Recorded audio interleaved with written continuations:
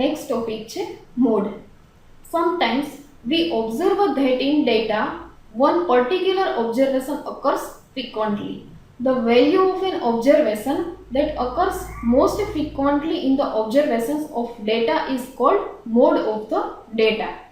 Mode એટલે શું થાય એ કીધું છે તો કે કોઈ પણ એક પર્ટિક્યુલર ઓબ્ઝર્વેશન છે એ વારંવાર રિપીટ થતું હોય છે, મીન્સ કે વારંવાર જે એકને એક ઓબ્ઝર્વેશન છે એ આવેલું હોય છે, તો એવા ઓબ્ઝર્વેશનને શું કહેવામાં આવે છે? Mode. Mode is defined as the value of the variable which is repeated maximum number of times in the data set. The mode is usually denoted by the symbol capital Z.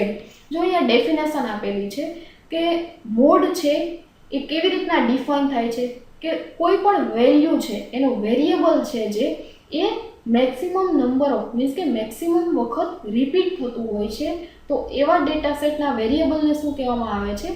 Mode. અને તેને capital Z વડે દર્શાવવામાં આવે છે. Sometimes the data may have one mode or two modes or no mode at all. Means કે ઘણી વખત છે એ આપણને એક મોડ મળે, બે મળે અથવા તો એક પણ ન મળે. The data with one mode is called unimodal.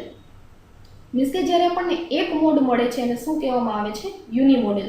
અને two modes are called bimodal data. Means કે બે મોડ મળે છે એને શું કહેવામાં આવે છે? બાયોમોડેલ ડેટા. મોડમાં ફર્સ્ટ પાર્ટ છે calculating mode from ungroup data. Means કે જ્યારે ડેટા છે એ અનગ્રુપ હોય ત્યારે મોડની ગણતરી કેવી રીતના કરવી એ જોઈએ. The value of an observation which is repeated maximum number of times is called the mode of ungroup or raw data. જ્યારે પણ અનગ્રુપ ડેટા આપેલો હોય ત્યારે મોડ ફાઇન્ડ કરવા માટે જે પણ ઓબ્ઝર્વેશન વધારે વખત રિપીટ થતું હોય એ ઓબ્ઝર્વેશનને શું કહેવામાં આવે છે? મોડ. એના એક્ઝામ્પલ જોઈએ આપણે. Example 24, table given below show the weights of 20 workers of an organization. Calculate mode for this data. આપણને જે ડેટા આપેલો છે એમાંથી આપણે મોડ ફાઇન્ડ કરવાનું છે. હવે આ ઓબ્ઝર્વેશનમાં જે ઓબ્ઝર્વેશન છે એ વધારે વખત રિપીટ થતું હોય, મીન્સ કે 67 છે એ 4 ટાઈમ્સ રિપીટ થાય છે, તો એ શું થશે? મોડ. તો આપણને Z ઇઝ ઇક્વલ ટુ શું મળી જશે? 67. નેક્સ્ટ એક્ઝામ્પલ જોઈએ. Example 25, table given below show the prices of different mutual fund companies. Calculate mode for this data. હવે જે આપણને ડેટા આપેલો છે એમાં ઓબ્ઝર્વેશન છે એક પણ ઓબ્ઝર્વેશન છે એ રિપીટ નથી થતું, મીન્સ કે એક પણ મોડ આવશે નહીં. નેક્સ્ટ ટોપિક છે calculating mode from the discrete series. હવે જ્યારે ડિસ્ક્રેટ સિરીઝ આપેલી હોય ત્યારે મોડની ગણતરી કેવી રીતના કરવી એ જોઈએ. In discrete frequency distribution, the value of discrete variable with maximum frequencies is called a mode. Means કે જેની ફ્રીક્વન્સી વધારે હોય એવા વેરિયેબલને શું કહેવામાં આવે છે? મોડ. તો એનું એક એક્ઝામ્પલ જોઈએ. Example 26, the frequency distribution of a discrete variable in an under. હવે આપણને ફ્રીક્વન્સી આપેલી છે અને એના પરથી શું ફાઇન્ડ કરવાનું છે? મોડ. હવે કોની ફ્રીક્વન્સી હાઈ છે તો કે 18 છે એ ફ્રીક્વન્સીમાં હાઈ છે, તો આપણને મોડ શું મળશે? 5. જે પણ ઓબ્ઝર્વેશનની ફ્રીક્વન્સી વધારે હોય એ ઓબ્ઝર્વેશનને શું કહેવામાં આવે છે? મોડ. તો આપણને મોડ મળી જશે 5. નેક્સ્ટ ટોપિક છે calculating mode from the continuous series. જ્યારે કન્ટિન્યુઅસ સિરીઝ આપેલી હોય અને મોડ ફાઇન્ડ કરવાનું હોય ત્યારે કેવી રીતના કરશું એ જોઈએ. When the data is grouped in a frequency distribution, the manager must assume that the mode is located in the class with highest frequency. A class with the highest frequency is called a model class. After determining the model class, the value of the mode can be found using the following formula. First of all, જે પણ આપણને frequency આપેલી હોય છે, એ જે ક્લાસની frequency છે એ high હોય એ ક્લાસને આપણે ધારી લેવાનો છે, અને જે હાઈએસ્ટ ફ્રીક્વન્સી હોય એ ક્લાસને શું કહેવામાં આવે છે? Model class. એના ઉપરથી ફોર્મ્યુલા આપેલી છે, mod is equal to lm plus f1 minus f0 upon 2f1 minus f0 minus f2 into c. lm means કે ક્લાસ જે આપણને મોડેલ ક્લાસ મળેલો છે એ ક્લાસની લોઅર લિમિટ, f0 મીન્સ કે જે મોડેલ ક્લાસ મળેલો છે એના આગળના ક્લાસની ફ્રીક્વન્સી, f1 મીન્સ કે મોડેલ ક્લાસની ફ્રીક્વન્સી, f2 જે આપણને મોડેલ ક્લાસ મળેલો છે એના પછીના ક્લાસની ફ્રીક્વન્સી, અને c મીન્સ કે મોડેલ ક્લાસની width. Example 27, compute the mode for the data given below. Means કે આપણને જે ડેટા આપેલો છે એનો મોડ ફાઇન્ડ કરવાનો છે. કન્ટિન્યુઅસ સિરીઝ આપેલી છે, ક્લાસ અને ફ્રીક્વન્સી. આના પરથી આપણે શું ફાઇન્ડ કરશું? મોડ. તો કયા ક્લાસની ફ્રીક્વન્સી છે એ હાઈ છે? તો કે 5000 ટુ 7000. તો f0 થશે 162, f1 100 અને f2 110. આગળ આપણે ટેબલ જોયું, આપણને મોડેલ ક્લાસ મળેલે છે 5000 ટુ 7000.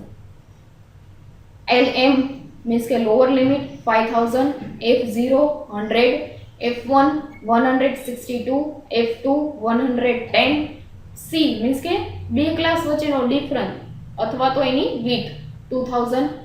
ફોર્મ્યુલા થશે mod is equal to lm plus f1 minus f0 upon 2f1 minus f0 minus f2 into c. lm મળેલ છે 5000 plus f1 162 minus f0 100 upon 2 into f1 162 minus f0 100 minus f2 110 into c છે 2000. તો આપણને mode મળી જશે 6087.72. Example 28, find the mode from the following frequency distribution. હવે આપણને class આપેલો છે અને એની ફ્રીક્વન્સી આપેલી છે, એના પરથી મોડ ફાઇન્ડ કરવાનો છે. તો કયા ક્લાસની ફ્રીક્વન્સી છે એ હાઈ છે? તો 25 to 30. તો એ ફ્રીક્વન્સીને આપણે શું કહીશું? f1. એની પહેલા જે ક્લાસની ફ્રીક્વન્સી છે f0 અને એના પછીના ક્લાસની જે ફ્રીક્વન્સી છે એ f2. તો લોઅર લિમિટ મળી જશે આપણને 25, f0 32, f1 39, f2 27 અને c મળશે 5. ફોર્મ્યુલા થશે મોડની, mod is equal to lm plus f1 minus f0 upon 2f1 minus f0 minus f2 into c. lm છે 25 plus f1 39 minus f0 32 upon 2 into f1 39 minus f0 32 minus f2 27 into c ની value છે 5. તો આપણને mode મળી જશે 26.8421. Advantages and disadvantages of mode. મોડના આપણે advantages અને ડિસએડવાન્ટેજીસ જોઈએ. તો ફર્સ્ટ એડવાન્ટેજીસ છે, mode can be used as a central location for qualitative as well as quantitative data. મોડનો યુઝ ક્યાં થાય છે? તો કે જે સેન્ટ્રલ લોકેશન છે ગુણાત્મક અને જથ્થાત્મક ડેટાનું, ત્યાં. It is not affected by extreme values, means કે એક્સ્ટ્રીમ વેલ્યુઝ માટે અફેક્ટેડ નથી. It can also be used even when the classes are open-ended. જ્યારે open-ended ક્લાસ આપેલો હોય ત્યારે મોડનો યુઝ થાય છે. Its value can be determined graphically. તેની જે વેલ્યુ છે એ ગ્રાફિકલી રીતે નક્કી કરવામાં આવે છે. But mode is not used widely as a measure of central tendency. પરંતુ મોડનો યુઝ છે એ વધારે મેઝર ઓફ સેન્ટ્રલ ટેન્ડન્સીમાં નથી થતો, as it has a few drawbacks. અમુક તેના ડિસએડવાન્ટેજીસ છે તે જોઈએ આપણે. At times a data set contains no value that occurs more than once. ઘણી વખત એવું બને છે કે ડેટા સેટમાં જે વેલ્યુ હોય છે એ વધારે વખત નથી હોતી. Further, all values in a data set might occur at equal number of times.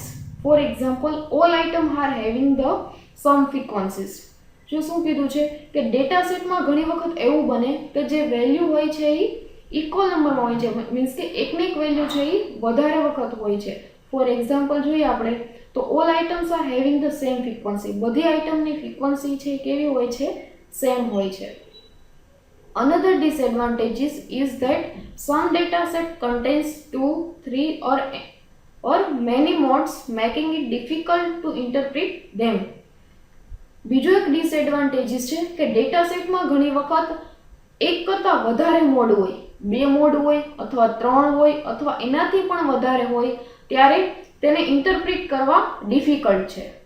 All observations of the data are not used in its computation, means કે બધા ડેટાનો યુઝ નથી થતો.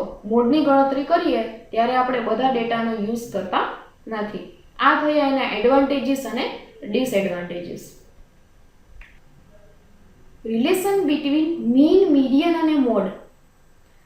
મીન, મીડિયન અને મોડ વચ્ચે જે રિલેશન છે એ જોઈએ આપણે. In case of symmetrical distribution, mean, median and mode are same. Means કે મીન, મીડિયન અને મોડનું જે ડિસ્ટ્રીબ્યુશન છે એ કેવું છે, સમાન છે. However, according to Karl Pearson, if the distribution is moderately asymmetrical, the mean, median and mode are related in the following manner. આ જે ત્રણેયનો રિલેશન છે કોણે આપેલું છે, કાર્લ પર્સને. હવે એની આપણે મેનર જોઈએ કે કેવી રીતના એ ફોર્મ્યુલા આપે છે. મીન માઇનસ મીડિયન, મીનમાંથી મીડિયન માઇનસ કરવાનું is equal to mean minus mode divided by 3. Next, mode is equal to 3 into median minus 2 into mean. આ આપણને ફાઇનલ ફોર્મ્યુલા મળી જશે. મોડ મીન્સ કે z, મીડિયન મીન્સ કે m, મીન્સ કે 3m minus 2 into mean, mean એટલે x bar, 2x bar. હવે આ રિલેશનનું એક એક્ઝામ્પલ આપેલું છે એ જોઈએ આપણે. Example 29. In a moderately scattered frequency distribution, the mean and median are respectively 46 and 36. જો મીન આપેલું છે 46, મીન મીન્સ કે x bar 46 and median means કે m 36. Find the approximated value of mode. આપણે શું ફાઇન્ડ કરવાનું છે, મોડની વેલ્યુ ફાઇન્ડ કરવાની છે. તો x બાર 46 અને m 36. ફોર્મ્યુલા છે z is equal two 3m minus 2x બાર. તો m ની વેલ્યુ છે 36, 3 ઇન્ટુ 36 માઇનસ 2 ઇન્ટુ 46. તો આપણને મોડ મળી જશે અપ્રોક્સિમેટેડ 16. નેક્સ્ટ ટોપિક છે introduction to measure of dispersion. First આપણે જોયું measure of central tendency, next આવશે measure of dispersion. The previous chapter has discussed how one can calculate a single value that represents the characteristics of the entire raw data using three main measures: mean, median and mode. Another important characteristic of a data set is how it is distributed or how far each element is from some measure of central tendency. There are several ways to measure the variability of the data. Although the most common and most important is the standard deviation, which provides an average distance for each element from the mean. Several other are also important and are hence discussed here. First આપણે શું જોયું તો measure of central tendency. જ્યારે raw data હોય અને કોઈ એક single value આપણે રિપ્રેઝેન્ટ કરીએ છીએ, એના માટે આપણે શેનો યુઝ કરતા હતા, મીન, મીડિયન અને મોડનો. હવે આપણે સ્ટાન્ડર્ડ ડેવિએશન જે મોસ્ટ કોમન અને મોસ્ટ ઇમ્પોર્ટન્ટ છે તેનો યુઝ આગળ કરવાનો છે. The measure of central tendency tells something about the general level of a frequency distribution, but it fails to give its complete description. Measure of central ટેન્ડન્સીમાં જ્યારે આપણે general લેવલની ફ્રીક્વન્સીનું ડિસ્ટ્રીબ્યુશન હોય ત્યારે થતો હતો, પરંતુ કમ્પ્લીટ ડિસ્ક્રિપ્શન માટે તે ફેલ જાય છે. This does not tell how the item are scattered around it. Sometimes it might happen that averages of two sets of data are equal. જ્યારે બે સેટ છે એની એવરેજ છે એ ઇક્વલ હોય, the scattering of the observations from the mean and internal variations among individual observation could be different. ત્યારે જે mean અને internal variation મળે છે એ કેવું મળે છે? Different. The direct comparison of two sets of data on the basis of mean without truly estimating the variation is not viable. જ્યારે આપણે બે સેટની ડાયરેક્ટ કમ્પેરિઝન કરીએ છીએ ત્યારે જે આપણને મીન મળે છે એ કેવું મળે છે? એસ્ટિમેટિંગ. ફાઇનલી ટ્રુલી નથી મળતું, પરંતુ અંદાજિત મળે છે. હવે આપણે એનું એક એક્ઝામ્પલ જોઈએ. જે આપણને આગળ ડિટેલમાં આપેલું હતું એને એક એક્ઝામ્પલ આપેલું છે. એક્ઝામ્પલથી તમને વ્યવસ્થિત સમજાઈ જશે. Suppose there are two students of 12th science and their marks in 4 subjects are as under. જો બે સ્ટુડન્ટ આપેલા છે 12th સાયન્સના અને એના 4 સબ્જેક્ટ આપેલા છે, સ્ટુડન્ટ એ અને સ્ટુડન્ટ બી. 4 અલગ અલગ સબ્જેક્ટ છે. જો બંનેમાં સ્ટુડન્ટ એ અને સ્ટુડન્ટ બી બંનેના માર્ક કેવા છે? ડિફરન્ટ છે. જે આપણે આગળ જોયું તો એ પ્રમાણે એના ઓબ્ઝર્વેશન છે એ કેવા હોય? ડિફરન્ટ હોય, પરંતુ એનું મીન છે એ કેવું હોય? સેમ હોય છે. બેયનું જો મીન કેવું મળ્યું છે? સેમ મળ્યું છે. આપણે ફર્સ્ટ ટેબલ જોયું.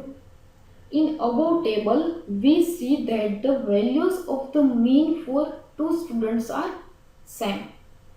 Now the scrutiny of the observations of two sets of data reveals that the range for student A is 93 minus 89 means 4, while the range for student B is 100 minus 75 means 25. The observations of student A are quite close to the mean 19.5, while those of student B are scattered away from the mean 19.5. જો બંનેના observation છે એ કેવા છે? Different છે, પણ બંનેનું mean કેવું મળે છે? સેમ. બંનેની રેન્જ છે, સ્ટુડન્ટ એ ની રેન્જ મળે છે 4 અને સ્ટુડન્ટ બી ની રેન્જ મળે છે 25.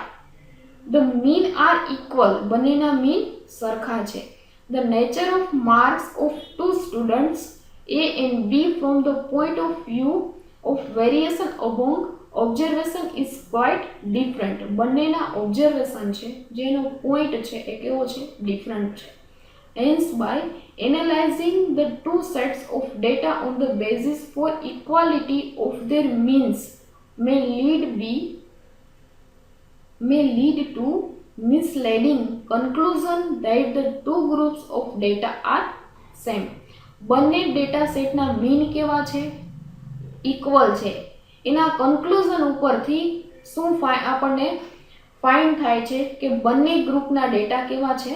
સેમ છે. It is essential to have some information about the dispersion of data besides the averages for the comparative study of two or more set of data.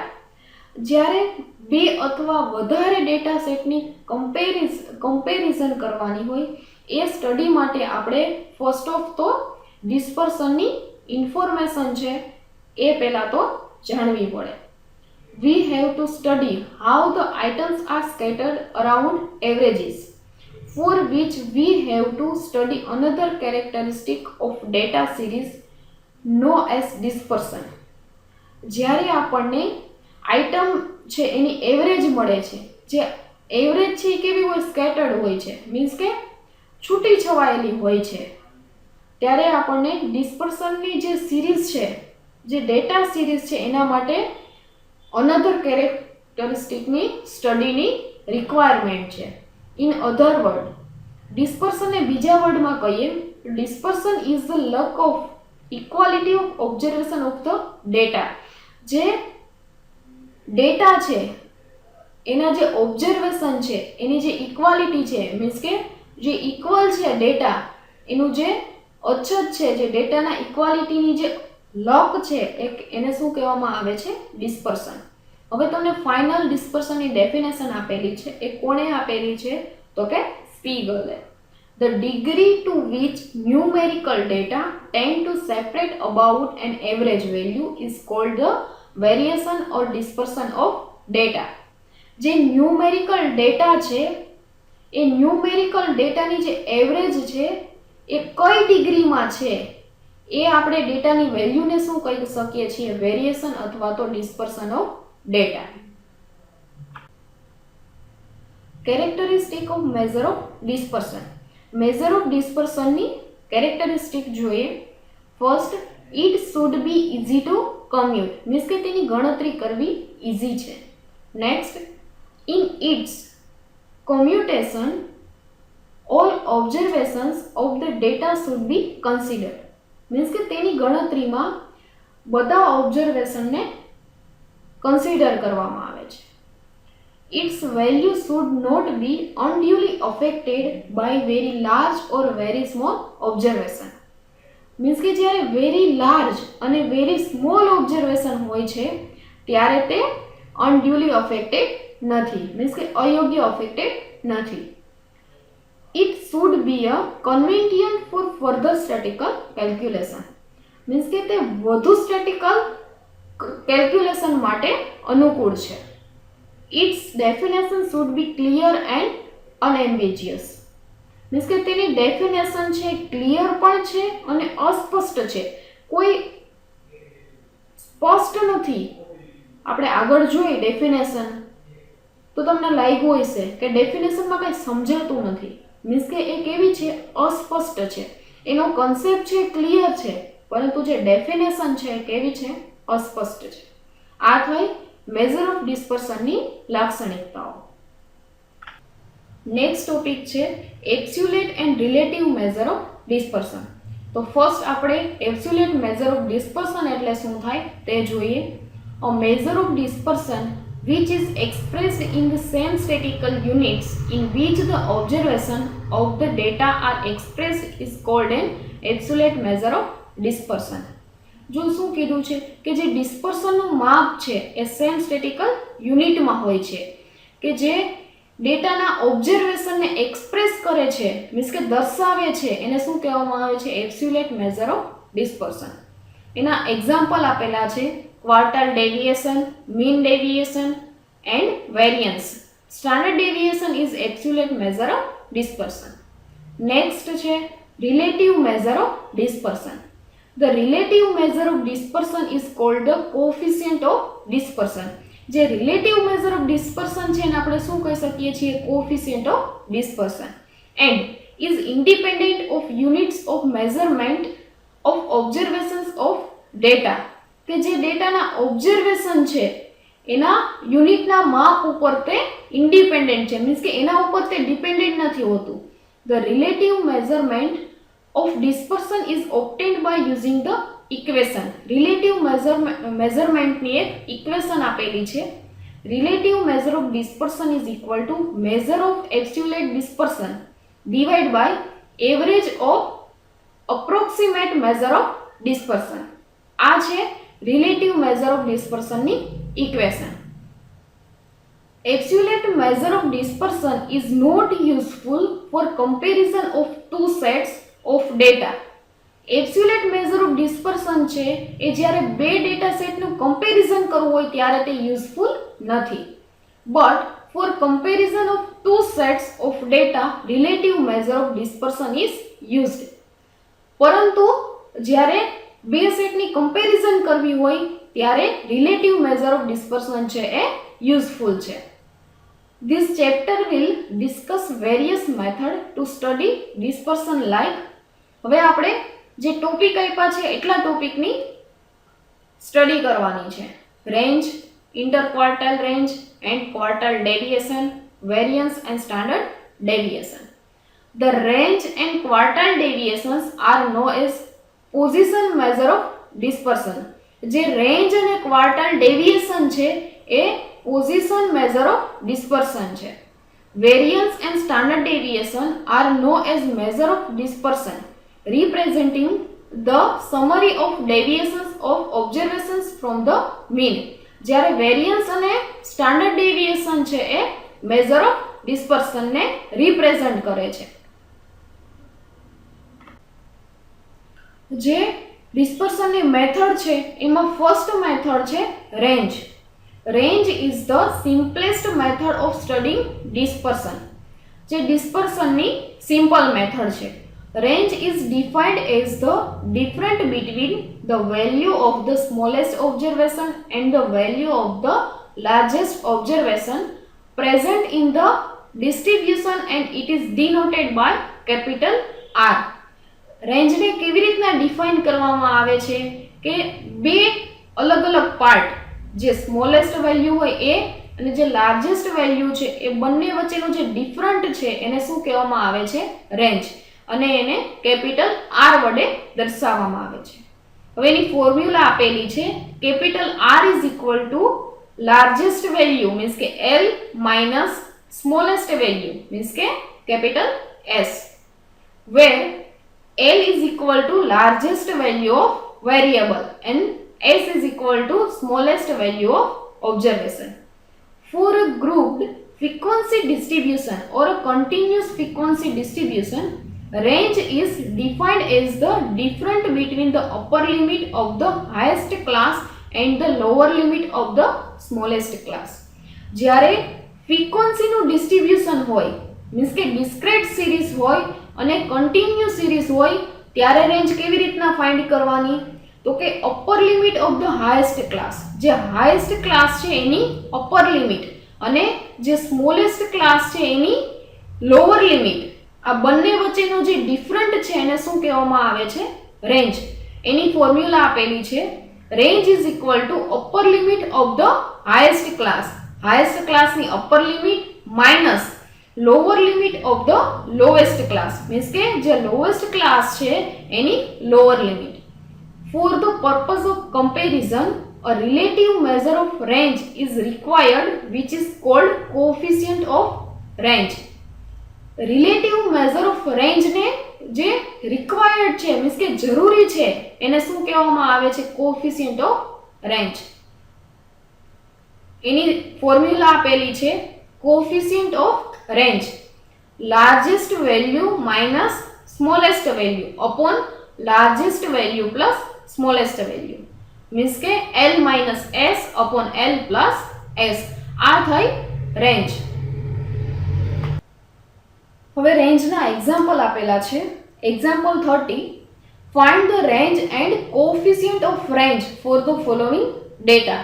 આપણે range find કરવાનું છે અને coefficient of range બંને find કરવાનું છે. હવે આપણને એક સિરીઝ આપેલી છે. ફર્સ્ટ આપણે રેન્જ ફાઇન્ડ કરશું. તો રેન્જની ફોર્મ્યુલા શું છે? Range is equal two L minus S. L means કે લાર્જેસ્ટ વેલ્યુ, જે આપણને વેલ્યુ આપેલી છે એમાં લાર્જેસ્ટ વેલ્યુ મીન્સ કે જે મોટી વેલ્યુ છે કઈ છે? 150 માઇનસ S મીન્સ કે સ્મોલેસ્ટ વેલ્યુ, સૌથી નાની વેલ્યુ કઈ છે? 60.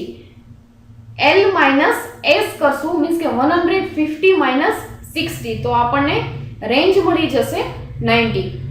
નેક્સ્ટ કોએફિશિયન્ટ ઓફ રેન્જ ની ફોર્મ્યુલા શું થશે? L minus S upon L plus S. First આપણને રેન્જમાં L માઇનસ S મળી ગયું છે 150 માઇનસ 60 અપોન માઇનસ છે ત્યાં શું કરવાનું? અપોનમાં પ્લસ, તો 90 અપોન 210 તો આન્સર મળશે 0.4285. આ આપણને શું મળી ગયું? Coefficient of range.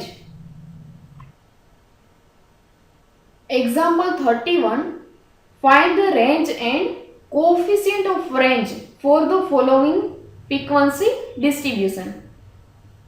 જો અહીંયા ફ્રીક્વન્સીનું ડિસ્ટ્રીબ્યુશન આપ્યું છે અને આપણને રેન્જ અને કોએફિશિયન્ટ ઓફ રેન્જ ફાઇન્ડ કરવાનું કીધું છે તો શું આવશે? Largest value of variable and smallest value of variable. જે આપણે ફર્સ્ટ જોયું હતું એ જ આવશે. લાર્જેસ્ટ વેલ્યુ કઈ છે 182 એન્ડ સ્મોલેસ્ટ વેલ્યુ કઈ છે 155. તો રેન્જની ફોર્મ્યુલા છે range is equal two L minus S, means કે 182 minus 155.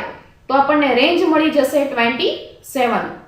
Next coefficient of range L minus S upon L plus S, means કે 182 માઇનસ 155 અપોન 182 પ્લસ 155, 27 અપોન 337. તો આપણને કોએફિશિયન્ટ ઓફ રેન્જ મળી જશે 0.08. Example 32. Table given below provides the information about the number of employees in an organization in various age groups. Compute range and coefficient of range. આપણને એક table આપેલું છે, એના પરથી આપણે રેન્જ અને કોએફિશિયન્ટ ઓફ રેન્જ ફાઇન્ડ કરવાની છે. તો ક્લાસ અને નંબર ઓફ એમ્પ્લોઈઝ આપેલા છે. તો આ કન્ટિન્યુઅસ સિરીઝ કહેવાય છે. તો જ્યારે કન્ટિન્યુઅસ સિરીઝ આપેલી હોય ત્યારે ફોર્મ્યુલા છે એ ચેન્જ થઈ જશે. તો રેન્જની ફોર્મ્યુલા થશે upper limit of the highest class. જે હાઈએસ્ટ ક્લાસ છે મીન્સ કે 75 ટુ 80 એની અપર લિમિટ મીન્સ કે જે મોટી વેલ્યુ છે તે તો કઈ આવશે 80 minus lower limit of the lowest class, જે સૌથી નાનો ક્લાસ છે 55 ટુ 60 એની લોઅર લિમિટ કે જે નાની વેલ્યુ છે તે તો શું આવશે 55. 80 માઇનસ 55 તો આપણને રેન્જ મળી જશે 25. કોએફિશિયન્ટ ઓફ રેન્જ તો L minus S upon L plus S. Upper limit of the highest class 80 minus lower limit of the lowest class means के 55 upon 80 plus 55, 25 upon 135. तो આપણને કોએફિશિયન્ટ ઓફ રેન્જ મળી જશે 0.1851.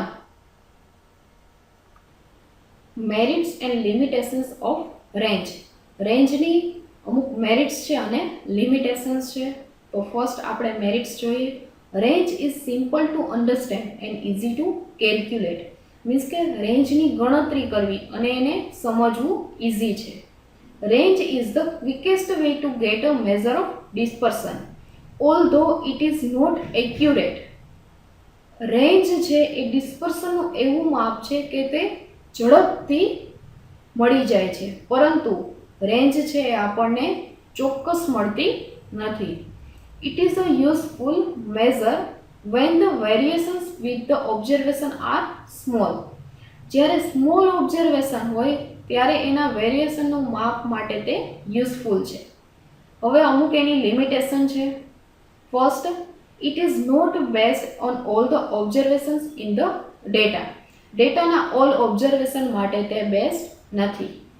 It is commuted based on the highest and lowest values and ignore the nature of dispersion among other values of observations in the data set. કે જે તેની ગણતરી છે એ highest અને લોએસ્ટ વેલ્યુ માટે best છે, પરંતુ એ બે જ વેલ્યુનો યુઝ કરે છે, હાઈએસ્ટ અને લોએસ્ટ વેલ્યુને. જે અધર વેલ્યુ છે એ ઇગ્નોર કરે છે. તો આ એક એનો ડિસએડવાન્ટેજીસ છે. નેક્સ્ટ આવશે it is influenced by extreme values and hence fluctuates from sample to sample of population, even though the values that fall in between the highest and lowest value are similar. તે extreme values છે એને દર્શાવે છે. જ્યારે લોકોના sample two sample ડેટામાં વધઘટ થતી હોય છે ત્યારે હાઈએસ્ટ અને લોએસ્ટ વેલ્યુ બંને સેમ હોય છે. ત્યારે જે વધઘટ થતી હોય છે એ ડેટા ફેલ જાય છે, એનો એક ડિસએડવાન્ટેજીસ થશે. Next, range can not be computed for frequency distribution with open ended class. જ્યારે ફ્રીક્વન્સીનું ડિસ્ટ્રીબ્યુશન હોય અને ક્લાસ છે એ ઓપન એન્ડેડ હોય ત્યારે રેન્જની ગણતરી નથી થતી. Range fails to explain about the characteristic of the dispersion within two extreme observation.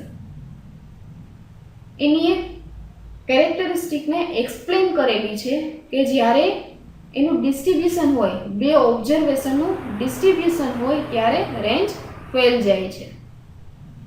Range is unreliable as a measure of dispersion of the values within a distribution. જ્યારે વેલ્યુનું distribution હોય અને ડિસ્પર્શનનું માપ મેળવવાનું હોય ત્યારે જે રેન્જ છે એ અવિશ્વસનીય છે.